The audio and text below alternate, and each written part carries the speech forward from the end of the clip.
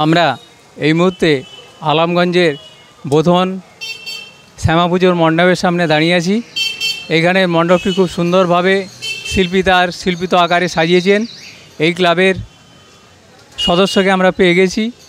এই পুজোর প্রাচীন ইতিহাস সম্পর্কে আমরা সবিস্তারে জেনে নেব। স্যার, আপনার নাম? সুদীপ দাস। কত বছর আগে এই পুজো শুরু হয়েছিল? 19 বছর। 19 বছর।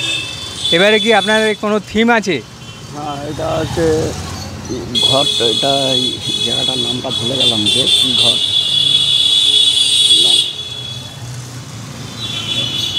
বিশেষ একটি থিম এবারে এই বোধন ক্লাব আমাদের উপহার দিয়েছে।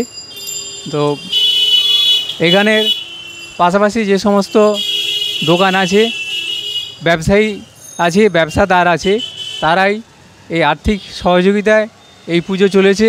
এই পুজোর বাজেট কত আছে স্যার? এটা 40,000। আর অনুষ্ঠান কিছু আছে? হ্যাঁ, খাওয়া দাওয়ার ব্যাপার আছে, সেটা আলাদা।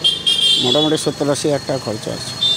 আর এই বোধন ক্লাব এই পুজোর সঙ্গে আর কিছু সামাজিক কাজকর্মের সঙ্গে যুক্ত আছে? হ্যাঁ, কাজকর্ম বলতে সব খেলাধুলা আর এইসব হয়, পুরী খাই। আমরা এই ক্লাবের সদস্যদের কাছে জানলাম যে বোধন ক্লাব শুধু শ্যামা পুজোই করে না, তার সঙ্গে আরও বিভিন্ন রকমের সামাজিক ক্রিয়াকর্মের সঙ্গে যুক্ত আছে। আলমগঞ্জ থেকে ক্যামেরায় রাজীব পাত্রের সঙ্গে আমি শ্যামাপদ প্রামাণিক, STSP news Bangla, India news Kolkata, Alamganj, Ghatal থেকে।